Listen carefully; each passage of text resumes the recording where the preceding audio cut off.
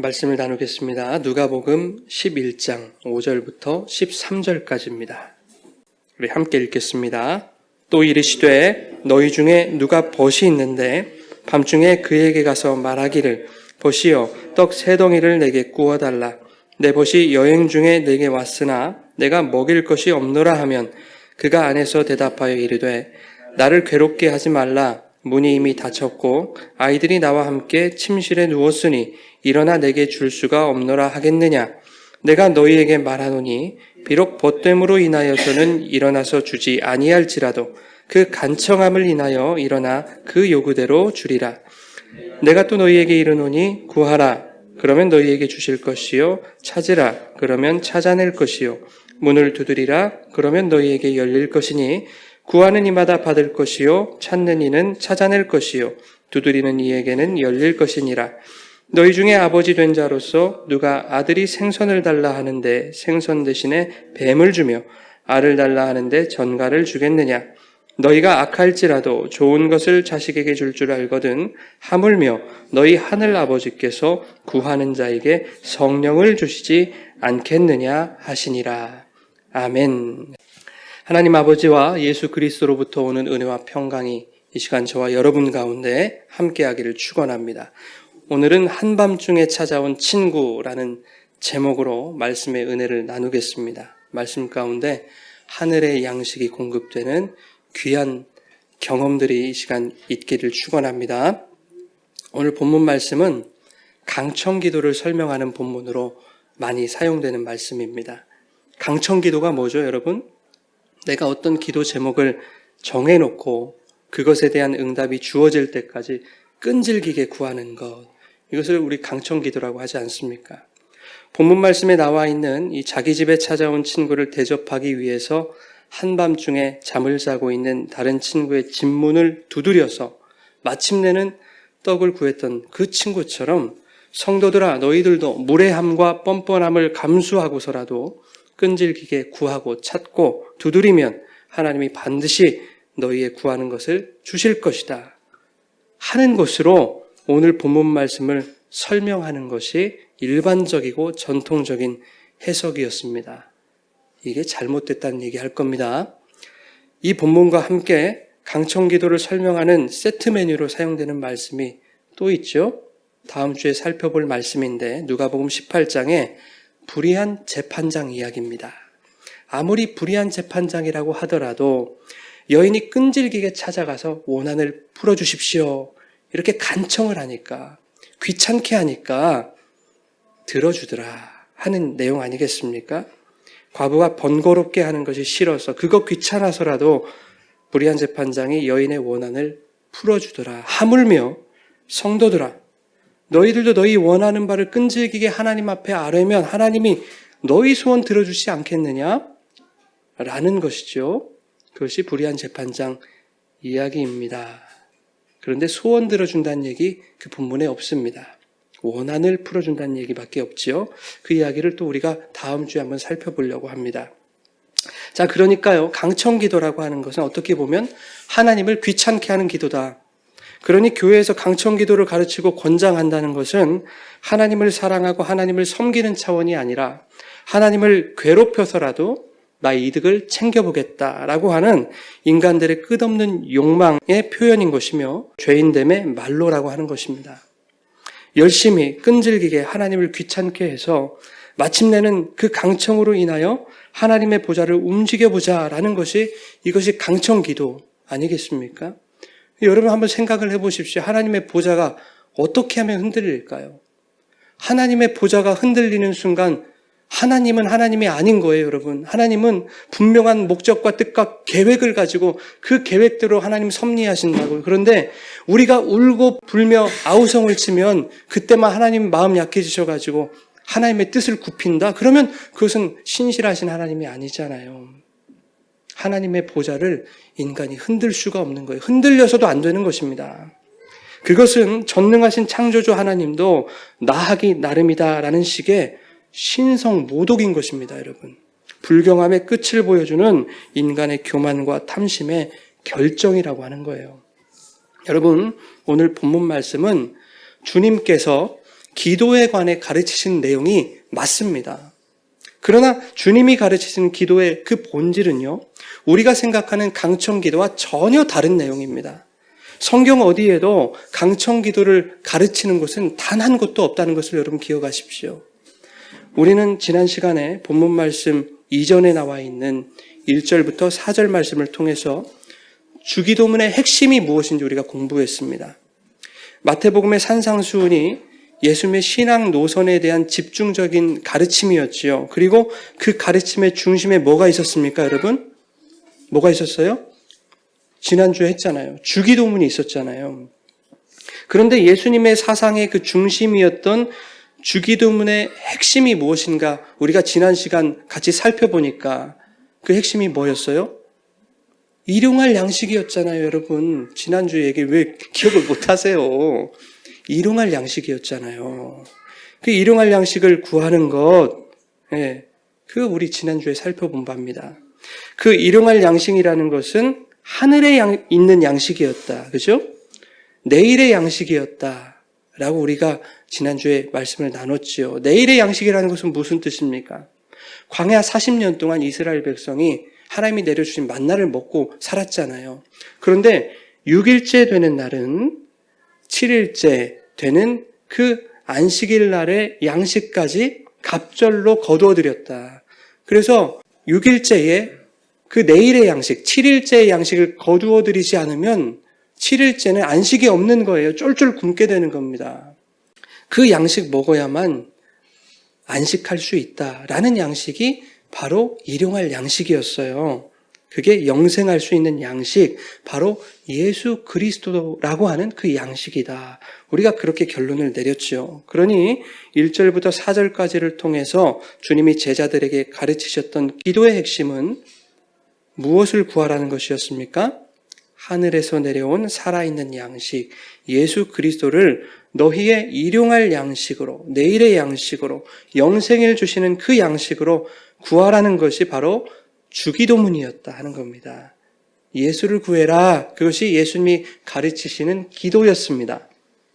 이렇게 기도에 대해 가르치신 후에 예수님은 비유 하나를 이제 5절부터 덧붙이시는 거예요. 5절 말씀 보니까 이렇게 시작합니다. 한번 보십시오. 또 이르시되 이렇게 시작하고 있어요. 이게 무슨 뜻입니까? 앞서 말씀하셨던 그 주기도문과 오늘 이 비유가 별개의 이야기가 아니라는 뜻이죠. 연관된 이야기다라는 얘기입니다. 예수님은 이 비유를 통해서 앞선 주기도문을 더욱 구체적으로 설명하시려는 겁니다. 비유의 내용을 설명하기에 앞서서 우리가 등장하는 인물들의 호칭을 좀 정리할 필요가 있습니다. 모두 다 친구라고 표현이 되니까 좀 헷갈리잖아요. 첫 번째, 한밤중에 여행을 온 친구가 있었어요. 우리가 그 사람을 벗이라고 이렇게 이름을 붙이자고요. 그리고 그 벗을 맞아준 자를 친구라고 얘기를 하겠습니다. 그리고 떡을 구하러 갔을 때 그 떡을 주는 자, 그 자를 잠을 자던 친구라고 우리가 그렇게 명명을 하겠습니다. 자, 비유를 한번 살펴보지요. 비유의 내용은 이렇습니다. 어떤 사람에게 벗이 찾아옵니다. 그는 여행 중이었고 한밤중에 친구를 찾아온 것입니다. 예고 없이 벗을 맞이하게 된 친구는 자신의 집에 벗을 대접할 떡이 없다는 것을 알고 또 다른 친구를 찾아갑니다. 그리고 그에게 이렇게 얘기합니다. 친구야, 나에게 벗이 찾아왔는데 내가 대접할 떡이 없네. 그러니 나에게 떡 3덩이를 좀 빌려줄 수 있겠니? 라고 말하는 거예요. 이미 한밤중인 터라 부탁을 받은 그 친구와 그 가족들은 아마 잠을 자고 있었을 겁니다. 그런데 이 잠을 자던 친구가 나를 괴롭게 하지 말아라. 나와 내 아이들이 벌써 침실에 누웠으니 내가 일어나서 너에게 떡을 줄 수가 없다. 라고 말할 수 있겠니? 예수님이 제자들에게 이렇게 물어보고 있는 겁니다. 그리고는 예수님은 8절에 이렇게 말씀하십니다. 우리 8절 함께 읽어보겠습니다. 내가 너희에게 말하노니 비록 벗됨으로 인하여서는 일어나서 주지 아니할지라도 그 간청함을 인하여서 일어나 그 요구대로 주리라. 이렇게 말씀하시는 거예요. 자, 이 비유가 왜 주기도문과 연결되는 이야기인지 우리가 한번 살펴볼 겁니다. 그 전에 우리가 유대 사회의 그 문화에 대해서 어느 정도 이해를 해야 이 본문을 보다 정확하게 이해할 수가 있습니다. 유대 사회에서 이 친구라고 하는 표현은 우리의 개념과는 좀 다르게 사용합니다. 한 가족 안에서도 친구라는 표현을 썼어요. 다른 가족 구성원들보다 더 친밀하고 더 가까운 사이에 가족임에도 불구하고 친구다 이렇게 표현을 했단 말이죠. 그러니까 이 친구라고 하는 유대적 개념은 뭔가 특별한 개념입니다. 다시 말해서 이 둘 사이에는 비밀도 없고 어떠한 부끄러울 것도 없는 그런 관계, 모든 것이 자연스럽고 모든 것이 용서되고 모든 것이 당연한 관계, 그 관계를 바로 친구 관계다 이렇게 얘기를 합니다. 그러니까 예수님은 이 친구라는 표현을 통해서 어떠한 특별한 관계를 설명하고 싶으신 거예요. 그러면서 동시에 그 관계는 주님이 가르치셨던 그 기도와 어떠한 관련이 있다는 것을 우리에게 다시 한번 설명해 주시기 위함입니다. 유대 사회에 대해서 우리가 조금 더 살펴보자면 유대 사회는요, 철저한 공동체 사회였습니다.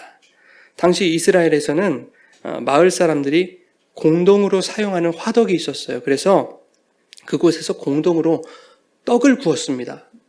그래서 어느 집이 최근에 빵을 구웠는지 또 그 집이 얼마나 많은 양의 빵을 구웠는지 다 알고 있다는 겁니다.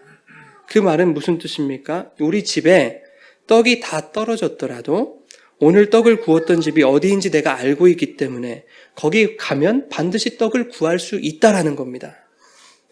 유대인들은 손님 대접을 매우 중요하게 생각했습니다. 창세기 18장에 보면 아브라함이 마므레 상수리 나무 아래 장막을 치잖아요. 뜨거운 중동의 한낮, 그 뜨거운 날씨에 장막을 치고 이렇게 있는데 장막 맞은편에 세 사람이 서 있는 걸 발견해요.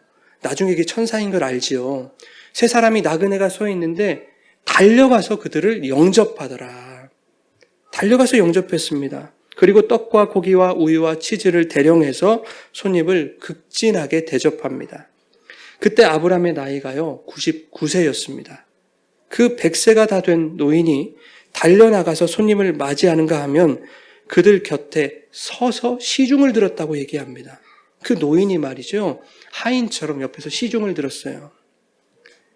이것은요, 아브라함을 믿음의 조상으로 여겼던 당시 유대인들에게 있어서는 손님 대접의 기준이 되는, 그리고 모범이 되는 그런 전통으로 내려왔을 거다 하는 겁니다. 그래서 유대인들에게 있어서는 나그네를 대접하는 그 사상이 매우 중요한 사상이었다 하는 것이죠. 유대 사회가 철저한 공동체 사회였다는 것은 외부 손님들을 대접하는 것에서 잘 나타나 있습니다. 나에게 찾아온 손님은 개인의 손님만이 아니었어요. 그 마을 전체의 손님이었던 겁니다. 다시 말해서 손님을 대접한다는 것은 개인의 책임을 넘어서 공동체 전체의 몫이었던 것입니다. 누군가 우리 마을에 손님으로 왔을 때 그가 대접을 잘 받지 못했다라는 것은 공동체 전체의 명예가 실추되는 것입니다. 그리고 마을 전체의 자존심이 구겨지는 수치였던 거예요. 체면을 구기는 것입니다. 그러므로 나에게 찾아온 손님을 내가 대접할 수 없을 때 마을 전체의 명예를 위해서라도 누군가는 그 손님을 대접해야 할 의무를 져야 했던 거예요. 이러한 배경 지식을 가지고 오늘 본문 말씀 한번 살펴보겠습니다. 여행 중이었던 벗이 왜 밤중에 찾아왔는가에 대해서는 특별한 의미를 두지 않아도 될 것 같습니다. 영적으로만 해석하고 하는 그런 것들이 별로 의미가 없을 것 같아요. 왜냐하면 당시에는 한낮의 더위를 피해서 밤중에 여행을 했다라고 하는 그런 해석들도 참 많기는 하지만 사실 팔레스타인은요 고지대였어요. 그리고 해안에서 불어오는 그런 미풍 때문에 그렇게 낮에 여행하지 못할 정도로 그렇게 덥지는 않았다고 해요. 그러니까 이러한 의견들이 대립하다 보니까 이것은 별로 의미가 없겠다라는 생각입니다. 중요한 것은 여행자였던 그 벗이 한밤중에 친구를 찾아갔다는 것이 그를 맞이했던 친구에게 전혀 무례한 일이 아니었다. 또한 벗을 대접할 떡을 구하기 위해서 그 한밤중에 잠을 자고 있던 친구를 찾아 나서는 것, 그리고 그에게 떡을 구하는 것이 그것도 무례한 일이 아니었다. 이것은 친구 관계로서 당연한 일이었다라는 겁니다. 유대 사회에서 친구 관계는 율법이 금하지 않는 한 모든 것이 용서되고 허용되는 그런 관계니까 그렇습니다. 한밤중에 멀리서 벗이 찾아왔는데 자기 집에는 대접할 떡이 없어요. 소식도 없이 늦은 시간에 불쑥 찾아온 그 벗이 무례한 것이 아니라 아무리 늦은 시간에 찾아와도 흠이 될 수 없는 관계인 그 친구 관계인 벗에게 내가 무언가를 대접할 수 없다는 것이 손님 대접을 중요하게 생각하는 그 유대 사회에 있어서는 큰 낭패였던 것입니다. 더더군다나 시간이 한밤중이라면 분명히 그 벗은 허기져 있었을 것 아니겠습니까? 그래서 그 벗에게 떡을 대접하기 위해서 또 다른 친구, 즉 잠을 자던 친구에게 떡을 빌리러 갑니다. 그 친구에게 가면 떡을 얻을 수 있다는 확신이 있었던 거예요.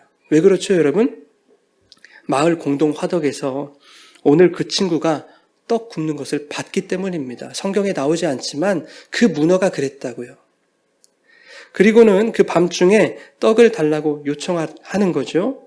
이런 상황을 설정해 놓고 예수님이 제자들에게 물으시는 거예요. 제자들아, 이런 상황에서 잠을 자던 친구가 오밤중에 누가 이렇게 시끄럽게 하느냐고, 애들 자는데 다 깨우겠다는 거냐고, 이렇게 문전박대를 하고 떡을 내어주지 않을 수 있겠니? 라고 물어보는 겁니다. 예수님이 이렇게 질문하신 것은 무엇을 전제합니까? 그런 일은 있을 수 없다라는 것을 전제하는 거죠. 친구를 대접하기 위해 떡을 빌려달라는 요청을 거절한다는 것이 유대 사회에서 가능한 일이 아니다라는 것을 너희가 잘 알고 있지 않느냐? 이거는 웃긴 얘기 아니냐? 너무나 우스꽝스러운 얘기 아니냐? 이 질문을 제자들이 받았을 때 무슨 생각했을까요, 제자들이? 예수님 무슨 말도 안 되는 소리를 저렇게 하고 계시는가? 이런 생각을 했을 거란 말이죠. 유대 사회는 공동체 사회였고 체면을 생명보다 중시하는 사회였습니다. 앞서 말씀드린 대로 나의 손님은 공동체 전체의 손님이었어요. 친구야, 내가 벗에게 대접할 떡을 나에게 좀 빌려줘. 이렇게 부탁을 했는데 시간이 늦었다는 이유로 또 아이들이 깬다는 이유로 이런저런 이유로 그 친구의 부탁을 거절한다는 것은 그 친구에게 찾아온 벗을 잘 대접하지 못한 공동체 전체의 수치와 부끄러움이 되는 것입니다. 공동체 전체의 체면이 구겨지는 일이라는 것입니다. 잠을 자던 그 친구가 떡을 제공하지 않으면 자신이 떡을 빌려주지 않은 그것 때문에 떡을 빌리러 온 친구가 손님을 대접하지 못하게 되는 거죠. 그러므로 손님을 대접하지 못한 그 수치는 우리가 생각할 때는 떡을 빌려주지 않은 그 친구, 잠을 자던 그 친구의 몫이라고 생각할 수 있습니다. 그러나 유대 사회에서는 그렇지 않았다는 거예요. 내가 친구에게 떡을 제공하지 않아서 발생하게 되는 그 손님을 푸대접한 이 일이 자신을 넘어서 온 마을 전체의 수치와 부끄러움이 되는 것입니다. 나 때문에 체면 구기게 되는 겁니다. 온 마을이. 그러니 다 자는 밤중에 떡 달라고 소동을 부린다고 할지라도 그 자체가 당연한 일일 뿐만 아니라 떡을 제공하는 것 또한 지극히 당연한 일이다 하는 것입니다. 한밤중이 되었건 새벽이 되었건 자던 아이들이 깨던 문제가 되지 않는다는 것입니다. 그런데 왜 그에게 떡을 줘야만 하는가? 단순히 유대 사회의 문화가 그렇기 때문인가? 물론 이 이야기 안에 유대 사회의 문화적 배경이 들어가 있기는 합니다. 그러나 예수님이 이 이야기를 통해서 말씀하시려는 주된 목적이 유대 문화를 가르치시려는 것은 아니겠지요. 이런 당연한 문화를 소개하시면서 어떠한 당연한 관계를 소개하고 싶으신 거예요. 그 당연한 관계 속에서 주어지고 또 얻어지게 될 그것이 무엇인가 라고 하는 것을 설명하시고 싶은 겁니다. 그리고 그것들이 이 주기도문과 어떠한 관계를 이루고 있는가라는 것을 설명하시고 싶으신 겁니다. 그렇다면 그 관계가 어떤 관계냐는 말이죠. 또 그 관계에서 주어지는 것이 뭐냐는 말이에요. 우리가 지난주에 살펴봤던 11장 2절 말씀이 이렇게 되어 있습니다. 예수께서 이르시되 너희는 기도할 때에 이렇게 하라, 이렇게 말씀하세요. 그리고 뭐라고 말합니까? 아버지여, 그러죠? 아버지여. 기도는 아버지께 하는 것이란 얘기예요. 아버지를 부르는 것으로 시작한다는 말입니다. 또한 아버지를 부르는 것 없이는 기도가 성립되지가 않는다. 즉 하나님을 아버지라고 부를 수 있는 그 자녀와 아버지의 관계가 형성되어야만 기도가 가능하다라는 얘기입니다. 그런데 그 아버지를 왜 부르는 겁니까, 여러분? 아버지에게 구하여 무엇인가를 얻기 위해서입니다. 그래서 아버지 부르는 거거든요. 주기도민이 궁극적으로 무엇을 구하는 기도였잖아요. 3절 말씀에 일용할 양식을 구하는 것이 주기도문의 핵심이라고 지난주에 우리가 나눴던 얘기입니다. 그 양식이 어떤 양식인가? 구체적으로 설명이 이제 더 이상 안 드려도 되겠죠. 예수 그리스도라는 양식이었잖아요. 즉 무슨 말입니까? 하나님을 아버지라고 부를 수 있는 자들, 즉 하나님의 자녀들이 구해야 하는 것은 바로 하늘의 양식은 예수 그리스도다라는 것이고, 아버지와 자녀의 관계 안에서 구할 때 그들에게 반드시 그 양식이 주어진다라는 뜻입니다. 그 예수를 구하여 얻게 되면 그것이야말로 아버지의 뜻이 하늘에서 이루어진 것처럼 땅에서도 이루어진 것이 되는 것이죠. 그것이 주님이 가르치신 기도다 하는 겁니다. 그래서 이 이야기 후반부에 이렇게 말씀하시는 거예요. 11절부터 13절까지 우리 같이 읽겠습니다. 너희 중에 아버지 된 자로서 누가 아들이 생선을 달라 하는데 생선 대신에 뱀을 주며 알을 달라 하는데 전갈을 주겠느냐. 너희가 악할지라도 좋은 것을 자식에게 줄 줄 알거든 하물며 너희 하늘 아버지께서 구하는 자에게 성령을 주시지 않겠느냐. 아멘. 구하고 주는 관계를 자녀와 아버지의 관계로 지금 설명하고 계십니다. 떡을 구하고 떡을 주는 그 친구 관계를 통해 아버지와 자녀의 관계를 설명하고 계시는 것입니다. 그 관계 안에 있으면 반드시 준다라는 것이죠. 그러니 밤중이 되었건 소란을 피우건 그 관계 안에 있는 자들이 구하는 것은 당연한 일이다. 구하는 자에게 주어지는 것도 당연한 것이다. 여러분, 하나님께서 예수 그리스도를 이 땅에 영생의 양식으로 보내신 것은 하나님의 언약에 의한 것이었습니다. 쉽게 말하면 하나님이 우리에게 약속하셨기 때문에 예수님이 이 땅에 보내주신 거예요. 하나님이 아브라함과 이삭과 야곱에게 약속하신 게 무엇입니까, 여러분? 하늘의 허다한 별과 같이 해변의 모래와 같이 너희들의 후손, 너희들의 민족이 이렇게 많게 해주겠다는 거 아닙니까? 그러면 그 후손과 민족을 통해서 하나님이 말씀하고 싶으셨던 것이 무엇입니까? 히브리서 11장 12절 우리 함께 읽겠습니다. 이러므로 죽은 자와 같은 한 사람으로 말미암아 하늘의 허다한 별과 또 해변의 무수한 모래와 같이 많은 후손이 생육하였느니라. 아멘. 죽은 자와 같은 한 사람으로 말미암아 많은 후손이 생육하였느니라 그러죠. 그 허다한 후손, 그 민족의 존립 자체가 죽은 자와 같은 그 한 사람, 예수 그리스도로 말미암은 것임을 말씀하시는 거예요. 더 정확히는 그 후손과 민족으로 예수 그리스도를 설명하시는 것이고, 후손을 주시겠다는, 그 민족을 주시겠다는 약속은 바로 예수를 주시겠다라고 하는 약속과 같은 것입니다. 그러니 하나님은 구약의 선진들에게 오직 예수 그리스도밖에 약속하신 바가 없는 거예요.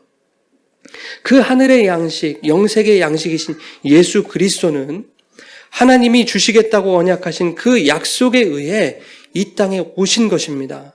그 약속에 의해 지금 저와 여러분 속에 그 예수님이 생명으로 주어진 줄 믿습니다. 그런데 그 예수라고 하는 하나님의 약속은 하나님과의 관계 안에서, 그 관계 안에서 구할 때에야 주어진다라는 것을 설명하시는 것이 오늘 본문 말씀인 거예요. 여러분, 유대 사회에서 개인의 손님은 공동체 전체의 손님이라고 말씀드렸습니다. 내가 손님을 대접할 것이 없을 때 그것이 있는 자에게 구해도 된다, 구할 수 있다라고 하는 것은 그 공동체 안에 이미 약속으로 정해져 있던 거예요. 그렇게 구했을 때 반드시 손님을 대접할 떡을 줘야 하는 것도 공동체의 약속으로 정해져 있던 일입니다.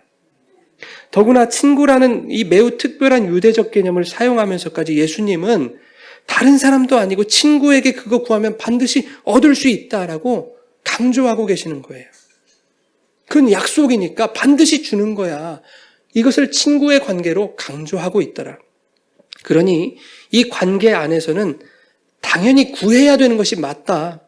망설이지도 말고 두려워하지도 말고 체면 차리지도 말고 그냥 이 관계 안에 있으면 구하는 것이 맞다. 당연한 일이다. 구하면 반드시 얻게 된다. 이것은 이미 약속에 의해 정해진 것이다 하는 얘기입니다. 여러분 출애굽기 20장 보면은요 10계명이 나와요. 9번째 계명이 뭐죠? 내 이웃에게 거짓 증거하지 말라 그래요. 그럼 거짓 증거의 반대는 뭘까요, 여러분? 참 증거겠죠? 참 증거. 그죠? 거짓 증거의 반대 참 증거. 참 증거는 뭘까요? 진리죠, 진리. 예, 진리의 말씀이신 예수 그리스도 증거하는 겁니다. 오늘날 우리에게 적용하자면 그렇다는 얘기입니다. 우리는 이웃에게 거짓 증거하지 말고 참 증거를 해야 합니다. 그런데 이 참 증거가 무엇인지 이웃이라는 단어를 보면은 정확하게 그 뜻을 알 수가 있어요. 십계명에서 말하고 있는 그 이웃이라는 단어 레아는 친구를 뜻하는 단어입니다. 친구, 이웃을 뜻하는 단어예요. 이 단어는요 라라는 말에서 왔어요. 이 라라고 하는 단어는 무슨 뜻이냐면 양을 치다, 꼴을 먹이다 라는 말입니다. 즉 친구라고 하는 것은 꼭 필요한 양식을 제공하는 것이 바로 친구이다. 여러분 세상 친구들은 어떻습니까? 야 우리 친구지 하면서 친구 힘들어지면 연락도 안 하죠. 연락도 안 받죠. 아니요. 성경이 말하는 친구는요 가장 힘들 때 그에게 가장 필요한 양식을 제공하는 것이 성경이 말하는 친구, 이웃이다 하는 겁니다. 이것이 이웃과 친구의 원어적인 뜻이죠. 그러니 참 증거라고 하는 것은 친구에게 그가 필요로 하는 양식을 제공하는 것이 바로 참 증거입니다. 그러면 우리의 진짜 친구, 진짜 이웃이 누구인가? 누구죠, 여러분? 예수님. 지지난주에 우리가 선한 사마리아인 비유에서 살펴봤잖아요, 여러분. 우리의 이웃은 선한 사마리아인으로 설명되는 그 예수 그리스도였잖아요. 그죠? 그 예수가 왜 우리의 이웃이 되는가? 그분만이 영생을 주실 수 있고 거반 죽은 나를 살리실 수 있기 때문이죠. 즉 예수만이 생명의 양식을 주실 수 있기 때문입니다. 예수만이 우리에게 좋은 꼴을 먹여주시는 참된 목자가 되기 때문입니다. 그래서 예수가 일용할 양식인 거예요. 에피우시오스 알토스. 그러면 우리가 예수를 나의 이웃으로 내 안에 모시고 살 때 우리가 만나는 모든 사람들에게도 내 안에 계시는 예수님이 그들의 이웃이 되기를 우리가 바라게 되죠. 이해가 되십니까? 우리가 예수님을 내 이웃으로 모시고 살면 내 안에 계신 예수님이 내가 만나는 모든 자들이 이웃이 되어주기를 우리가 바라잖아요. 그렇죠? 그래서 우리 전도하잖아요. 그렇죠? 그렇게 바랄 때 우리가 그들에게 할 수 있는 일이 무엇입니까? 여러분? 예수님이 진정한 이웃이 되심을 증거하는 것이 우리가 할 수 있는 일이죠. 예수님이 진리임을 전하는 것이 우리가 할 수 있는 일입니다. 그것은 다른 말로 말씀을 먹이는 것이고 말씀은 양식이니까 양식을 먹이는 것이다 하는 겁니다. 즉 이웃에게는 그들에게 반드시 필요한 양식을 공급해줘야 그것이 이웃이다 하는 겁니다. 우리가 이웃을 사랑한다고 하면서 그들에게 그 생명의 양식 되신 에피우시오스 알토스 그 예수님 전하지 않으면 그 사랑하는 거 아니고요. 우리가 그를 이웃으로 생각하지 않는 겁니다. 친구로 생각지 않는 거예요. 그래서 오늘 본문 말씀이 양식인 그 떡을 구하는 이야기로 진행되고 있더라는 겁니다. 지난주에 일용할 양식, 그 에피우시오스 알토스에서 그 양식이 알토스라고 했죠. 기억하세요 이렇게 말씀드렸죠. 오늘 본문 말씀에서 바로 떡이라고 하는 단어가 이 알토스입니다. 그러니 지금 예수님은 주기도문에 이어서 똑같은 떡 이야기를 하고 계시는 거예요. 주기도문에서는 예수라는 알토스, 지금 오늘 말씀에서는 떡 세 덩의 그 알토스, 그 떡 얘기하고 있는 겁니다. 그 떡이 무엇이고 어떻게 주어지는가, 이것을 지난주 주기도문에 이어서 반복적으로 설명하고 계시더라 하는 거예요. 여러분 9절 이하에 보면은요, 아주 유명한 말씀이 기록되어 있죠. 구하라, 찾으라, 두드리라. 구하는 이마다 받을 것이요, 찾는 이가 찾아낼 것이요, 두드리는 이에게 열릴 것이다. 이렇게 말씀하니까요, 내가 원하는 목록들 1부터 100까지 목록 작성해서 무턱대고 구하는 겁니다. 사람들이 강청하는 거예요. 하늘문이 부서지도록 두들겨 대는 겁니다. 떡을 구하러 간 친구가 잠을 자던 친구의 집문을 끈질기게 두드려서 마침내는 떡을 얻어낸 것처럼 우리도 그렇게 하나님 보좌를 끈질기게 한번 두드려보자. 문 두드리는 소리에 도저히 잠을 잘 수 없었던 그 친구가 귀찮아서라도 문을 열고 떡을 주었던 것처럼 우리도 하나님 보좌를 그렇게 두들겨대서 하나님이 귀찮아서라도 주실 때까지 그렇게 한번 해보자. 우리가 그렇게 신앙교육 다 받아왔다고 여러분. 여러분 근데 그거 아십니까? 오늘 본문 말씀 어디에도 떡을 구하러 간 친구가 문을 두드렸다는 얘기가 나오지를 않아요. 문을 열어줄 때까지, 떡을 줄 때까지 끈질기게 문을 두드렸다는 얘기 나오지가 않습니다. 떡을 구하러 온 친구는요, 그저 자고 있던 친구를 불렀을 뿐입니다. 5절 말씀 보세요, 여러분. 뭐라고 말씀합니까? 벗이여, 떡 세 덩이를 내게 구워달라. 그냥 벗이여, 친구를 불렀다는 것입니다. 어디 끈질기게 두드렸다는 얘기가 있습니까? 친구를 부르니까 친구가 그의 부름에 응답한 것뿐이지요. 친구를 부르니까 공동체에 약속된 것이 주어지게 된 것뿐입니다. 약속이 실현되더라 하는 겁니다. 친구를 부르니까. 여러분, 구하고 찾고 두드린다는 것은 내가 아버지를 불렀을 때 아버지를 부를 수 있는 그 관계에 있는 그 자들에게 아버지가 약속하신 일용할 양식, 그 예수 그리스도가 약속대로 주어진다라는 것을 말하는 겁니다. 그래서 오늘 본문 말씀이 13절이 성령을 주시는 것으로 결론을 맺고 있다는 것입니다. 13절 말씀 같이 한번 읽겠습니다. 너희가 악할지라도 좋은 것을 자식에게 줄 줄 알거든 하물며 너희 하늘 아버지께서 구하는 자에게 성령을 주시지 않겠느냐 하시니라. 오늘 이 말씀이요, 마태복음 병행 구절에서는 뭐라고 되어 있냐면 구하는 자에게 좋은 것을 주시지 않겠느냐 이렇게 말씀합니다. 그런데 누가는요, 그 좋은 것이 바로 성령이라는 것을 명확하게 지금 기록하고 있는 거예요. 디모데후서 3장 16절에 보면 모든 성경이 하나님의 감동으로 됐다고 그러잖아요. 그러니까 누가가 이 좋은 것을 성령이라고 기록했을 때는 그것은 하나님의 감동으로 기록된 거 아니겠습니까? 그러니까 하나님께서 얘들아 이 좋은 것이 뭐냐면 말이야, 이것이 바로 하나님의 성령이다 라는 것을 하나님이 분명히 누가를 통해서 지금 명확하게 드러내시기를 원하셨던 거예요. 그 성령은 아버지와 자녀의 관계 안에서 구하는 자에게 주시는 가장 좋은 것이다. 아버지에게 구하는 자녀들에게 약속으로 주어지는 것, 그것이 바로 성령이다. 누가복음 마지막에요, 이렇게 얘기합니다. 24장 49절 우리 같이 한번 읽겠습니다. 볼지어다 내가 내 아버지께서 약속하신 것을 너희에게 보내리니 너희는 위로부터 능력으로 입혀질 때까지 이 성에 머물라 하시니라. 예수님이 승천하시기 바로 직전에 제자들에게 하신 말씀입니다. 내가 아버지께서 약속하신 것을 너희에게 보낼 것이다. 그러니 너희는 위로부터 능력으로 입혀질 때까지 예루살렘 성에서 기다려라. 아버지께서 약속하신 것이 뭐죠, 여러분? 제자들에게 입혀질 그 능력이 뭐였습니까? 아버지께서 약속하신 그 능력이 사도행전 2장에서 약속하신 대로 제자들에게 부어졌는데 무엇으로 부어집니까? 성령으로 부어지더라. 그런데 중요한 것이 이겁니다. 그 약속이, 그 성령이 어떻게 부어졌는가? 어떻게 주어졌는가 하는 겁니다. 사도행전 1장 14절에 보니까 그들이 마가의 다락방에 모였습니다. 그리고 거기서 뭘 했냐 보니까 마음을 같이하여 오로지 기도에 힘쓰더라 하는 겁니다. 여러분, 기도하면 성령이 주어진 줄 믿으시기 바랍니다. 여러분, 그들이 뭐 달라고 기도했겠습니까? 예수님이 승천하시기 전에 말씀하셨던 하나님이 약속하셨다는 그거, 우리에게 입혀질 그 능력, 바로 성령 구했지 않겠습니까? 그러니까 성령으로 임하신 거예요, 약속이.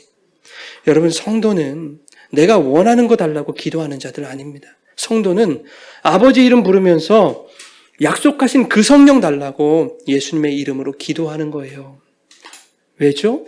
그 성령이 우리에게 가장 좋은 것이기 때문에 그렇습니다. 하나님이 우리의 아버지시라면서요, 여러분. 아버지는 자녀에게 가장 좋은 것 주고 싶어 하지 않습니까? 오늘 본문 말씀 보더라도 그래요. 아버지가 자식이 생선 달라고 하는 누가 뱀을 주겠습니까, 여러분? 여러분, 이 땅의 아버지, 이 땅의 부모도 자식이 원하는 것보다 더 좋은 것 주기를 바라요. 자식이 이것 구하고 저것 원해도 그것보다 1000배, 10,000배 더 좋은 것 주시기를 원한다고요. 세상의 부모도. 하물며 완전한 사랑으로 우리를 사랑하신 그 사랑 자체이신 하나님이 여러분이 구하는 것, 여러분이 바라는 것보다 더 좋은 것 주시지 않겠느냐 하는 겁니다. 그것이 바로 성령이다라는 것입니다. 그런데 이렇게 생각하는 사람들이 얼마나 많습니까? 성령보다는 성공을 구하는 것이 조금 효율적이지 않을까? 많은 분들이 이렇게 생각해요. 왜요? 예수 믿는다고 하니까, 본인이 예수 믿었다고 하니까 예수 믿으면 성령 주시는 거 아닌가? 기본으로 예수 믿는 자들에게 성령이라는 것이 장착되어 있지 않는가? 그 성령 한 번 받으면 끝까지 유지되는 거 아닌가? 뭐 이런 식으로 생각한다고요. 그러니 성령 구하는 것보다 이미 나에게 성령 주어졌으니 성공을 구하자. 그렇게 해서 강청하며 내가 원하는 것을 기도하더라 하는 겁니다. 구하라, 찾으라, 두드리라 했으니 내가 원하는 거 목록 정해놓고 내가 원하는 대로 구하자. 오늘날 많은 그리스도인들이 이렇게 얘기하는 거예요. 목사님들 이렇게 설명하죠. 여러분, 나도 마트 갔을 때 내 새끼가 장난감 사달라고 마트 바닥에 드러누워서 이리 뒹굴고 저리 뒹굴고 하니까 그 자식에게 장난감 사주더이다 이렇게 얘기해요. 얘기하고 싶어요. 뭐라고 얘기하고 싶냐? 들어보세요, 여러분. 여름날 원두마개를 갔더니 농약이 한 병 있었습니다. 자식이 그 농약병을 보더니 아빠 참 맛있어 보인다. 나 한 모금만 먹어도 돼? 조르는 거예요. 원두막 바닥에서 이리 뒹굴고 저리 뒹굴고 하는 거. 한 모금만 달라고, 한 모금만 먹고 싶다고. 목사님, 그 자식에게 쿨하게 자, 한 모금만 먹어보거라 이렇게 하실 수 있겠죠? 이렇게 물어보고 싶은 거예요, 여러분. 그렇게 할 부모가 어딨냐는 거예요. 자식의 생명이 왔다 갔다 하는 그 중체에 대한 문제에서 쿨하게 자, 이 농약 한번 마셔보거라. 네가 그토록 원한다면 내가 이거 하나 못 주겠느냐? 자, 한번 먹어보거라.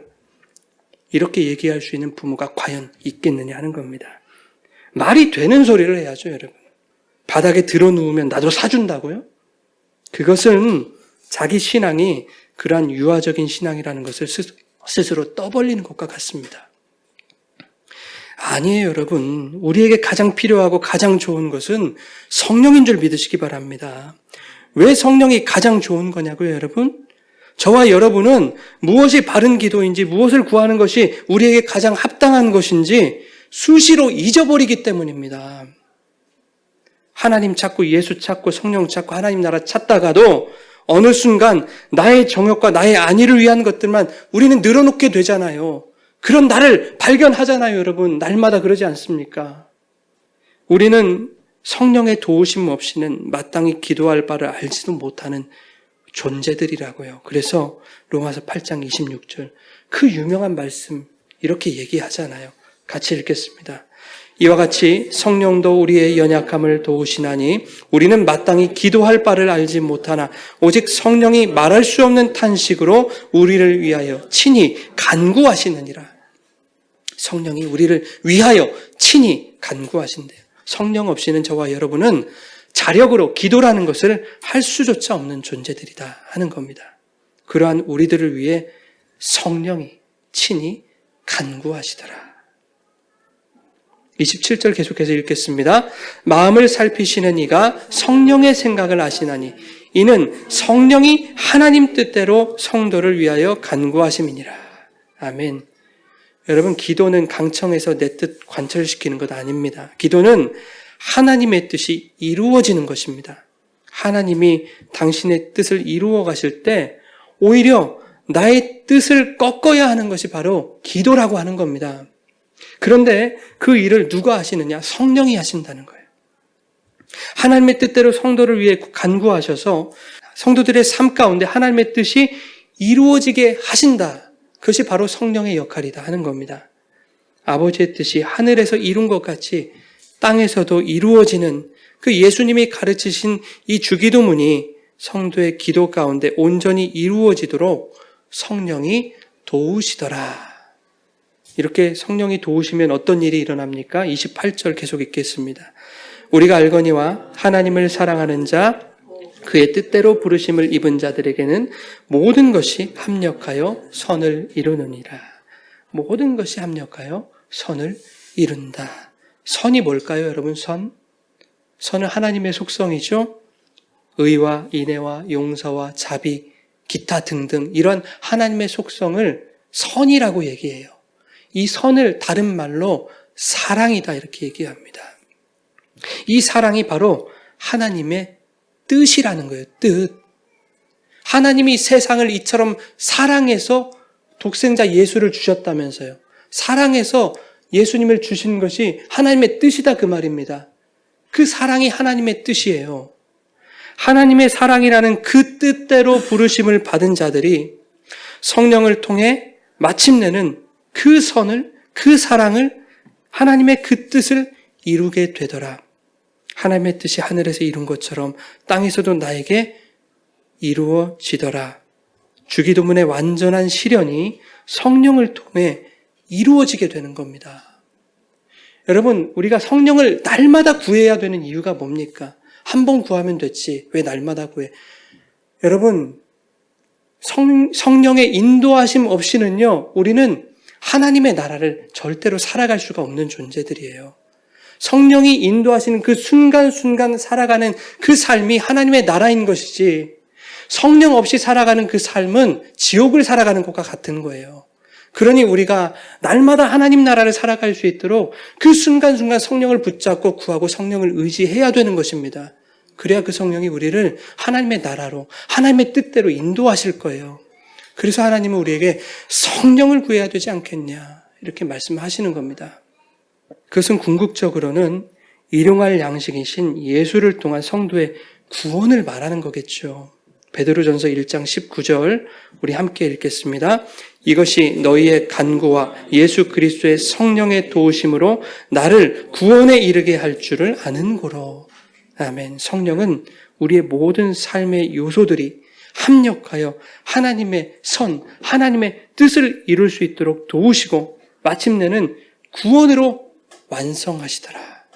구원으로 하나님의 뜻을 완성하시는 거예요. 그것이 하나님의 뜻이고 하나님의 선입니다.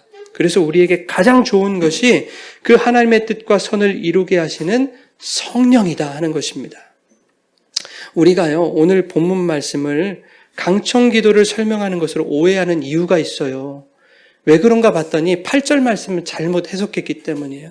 우리 8절 한번 읽겠습니다. 내가 너희에게 말하노니 비록 벗됨으로 인하여서는 일어나서 주지 아니할지라도 그 간청함을 인하여서 일어나 그 요구대로 주리라. 예수님이 제자들에게 말씀하시는 거죠. 얘들아, 아무리 깊은 밤중이라고 하더라도 친구가 찾아와서 떡을 구하면 얘들아, 우리 문화에서는 당연히 문 열어주고 떡 내어주는 것이 당연한 일 아니니? 너무 늦었다고 애들 깬다고 문전박대하는 것은 우리 문화에서는 있을 수 없는 일이잖아. 그건 코미디잖아. 그러나 그럴 일은 없겠지만 친구라는 관계로도 떡을 주지 않을 수 있다고 한번 우리가 가정을 한번 해보자. 그럴 일은 없지만 한번 가정 한번 해보자. 혹여 그렇더라도 그 간청함을 인하여 그 요구대로 주지 않겠니? 라고 말씀하시는 거예요. 이래도 잘 이해가 안 되실 거란 말입니다. 여기서 간청하다는 말이요. 예전에 개역 한글에서는 강청하다 이렇게 번역을 했어요. 이 강청함을 인해서 줄 것이다 라고 하니까 성도들이 오해하는 거예요. 아, 떡을 구하러 간 친구가 떡 달라고 끈질기게 요구했구나. 끈질기게 문 두드리면서 강청했구나. 그래서 잠을 자던 친구가 그의 강청함에 두 손 두 발 다 들고 마침내는 떡을 내주게 되었구나. 이렇게 해석을 하니까요. 우리도 하나님께 내가 원하는 거 달라고 뗐으면 주시겠구나. 이렇게 적용해버리는 겁니다. 이거는 그런 말씀 아니죠, 여러분. 여기서 강청했다는 말은요, 떡을 구하러 간 친구의 강청함이 아니에요. 떡을 제공해주는 그 자고 있던 친구의 강청함을 말하는 거예요. 강청함의 주체가 구하는 자가 아닌 주는 자였단 말입니다. 그러니 우리는 완전히 반대로 생각했던 거예요. 내가 강청하면 내가 요구한 대로 다 줄 것이다. 그러나 이 말은 내가 구하면 주시는 자의 강청함을 인하여 내가 받게 될 것이다. 라는 말이에요. 우리 원어적인 부분을 한번 살펴보자고요. 이 간청하다 혹은 강청하다라는 말은 헬라어 아나이데이아라고 하는 말입니다. 신약 성경에서 여기 단 한 번 나오는 단어예요. 그러니까 성경의 다른 곳에 없기 때문에 이게 무슨 뜻인지 우리가 잘 알 수가 없어요. 게다가 이 단어는요, 교부 시대와 중세 시대를 거쳐서 뜻이 계속 변해왔습니다. 그래서 오늘날에는 이 단어가 부끄러움이나 염치를 불구하고 간곡히 구하는 것이라는 뜻으로 사용이 돼요. 뻔뻔하게 예의 없이 끈질기게 구한다라는 뜻으로 오늘날엔 그렇게 사용이 됩니다. 그러나 이 단어가 강청함이나 끈질긴 간구 등과 같은 그러한 뜻으로 사용된 것은 예수님 시대보다 훨씬 뒤였던 12세기부터였어요. 예수님 1세기 인물인데, 그죠?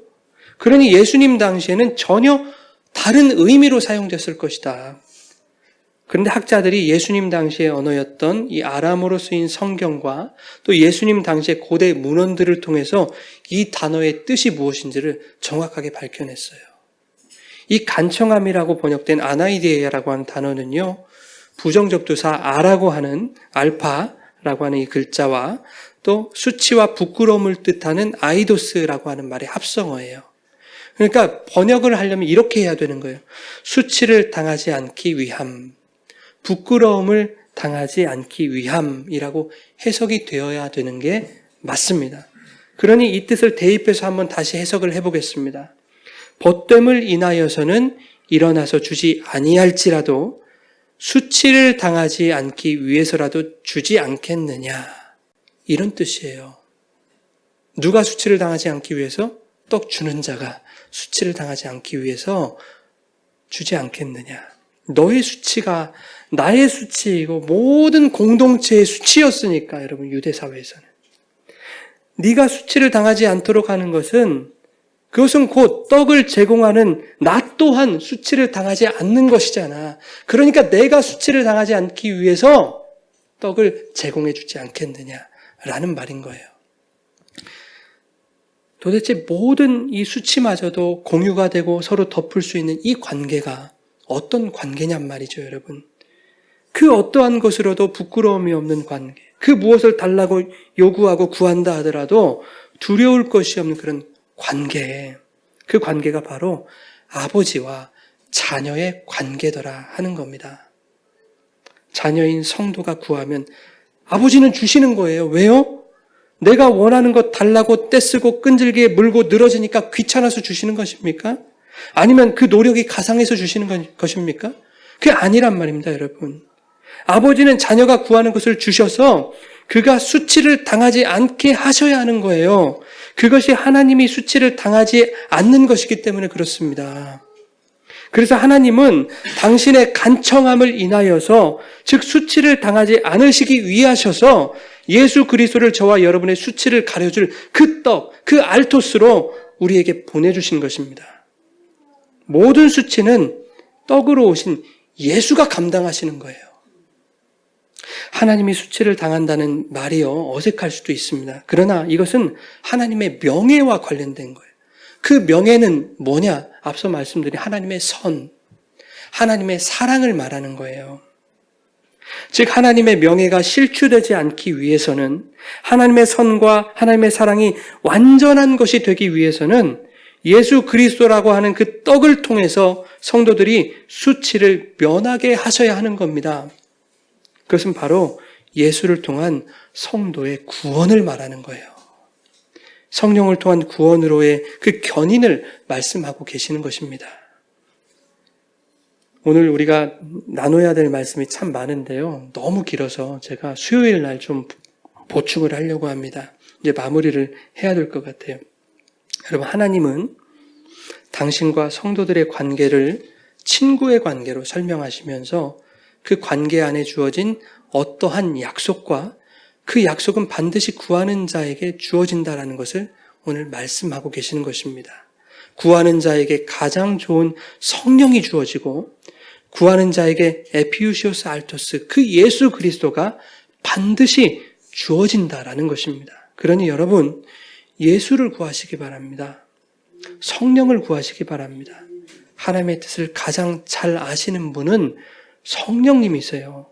우리가 성령을 구할 때 그 성령이 우리의 삶을 하나님의 뜻대로 살아갈 수 있도록 도우실 것입니다. 우리에게 성령이 가장 좋은 것임을 여러분 믿으시기 바랍니다. 예전에요, 조정민 목사님이라고 하는 그 목사님의 설교를 듣는데 이런 말씀 하시더라고요. 하나님은 우리에게 최선을 주시는데 인간들은 차선만 구한다 그래요. 여러분 생각해 보세요. 우리에게 최선인 그 가장 좋은 것인 성령이 주어지는데 우리가 우리의 원대로 구하는 그 차선들이 주어진들, 반대로 그것이 주어지지 않은들 우리에게 무슨 의미가 있겠냔 말이에요. 최선만 있으면 되는 거지요. 차선이 무슨 필요해요. 차선이라고 하는 것은 최선이 없었을 때 생각하는 거지요. 우리가 원하는 차선의 것들에 여전히 우리의 마음이 흔들린다면 그것이 주어지지 않았을 때 또 실망스럽고 속이 상한다면 그것은 성령이 최선의 것이라고 느끼지 못하기 때문입니다.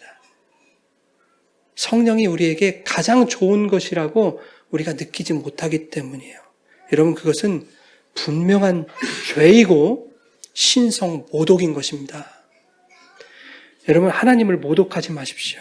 하나님은 호시탐탐 하나님을 이용하여 자신을 위한 것들만 얻어내기 원하는 그 인간들을 위해서 아들 예수를 그리고 성령을 주시는 분입니다. 뿐만 아니라 친구에게 떡 3덩어리를 구하는 것을 통해서 하나님 자신도 주시겠다라고 하는 그 복선을 오늘 말씀에 깔고 있는 거예요. 성부, 성자, 성령을 새 떡으로 표현하셔서 그 떡을 구하면 삼위 하나님을 얻는 것이다 라는 것을 오늘 약속하고 계시는 것입니다.